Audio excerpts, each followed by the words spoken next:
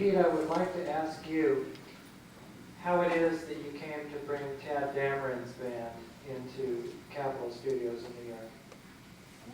Well, he was very popular with all the musicians. And of course, I heard some of his arrangements, and I really loved them. He was one arranger that wrote also beautiful tunes. He wrote a couple of wonderful tunes. I forget the one with Sarah Vaughan, it was so great. And If You Could See Me Now. See Me Now is one that became one of my favorite songs. And he was just good all-around guy. That's why I liked him. Whenever I could get him, I sure, would take him. One thing I forgot to mention, that after I left Capitol Records, I became A&R master of Mercury Records. And for a couple of years there, I did all the arranging and conducting and producing Billy Eckstine, Dinah Washington, Sarah Vaughan. Mercury had all the great jazz people in those days. They also had a couple of real commercials like Patty Page, but they had wonderful jazz musicians, and I enjoyed being with Mercury for a few years, becoming a producer and arranger and so forth. Had you heard the Dameron band at the Royal Roost? I think I did. I was in New York, and I would go down to the Royal Roost.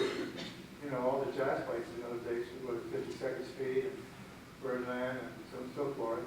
I'm sure I did. Right now I can't recall when, Who can you remember any of the instrumentalists who impressed you in that band? Fats Navarro?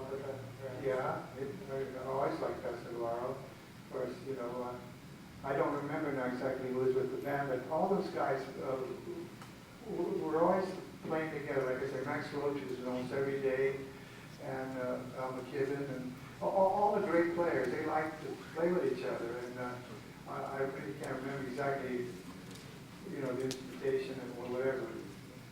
Thank you. Speaking of TADD DAMERON, I was going to school in Music City, Dow Crow School of Music, and you go to the Royal Roost, and the bands are TADD DAMERON. That's only his funk, right?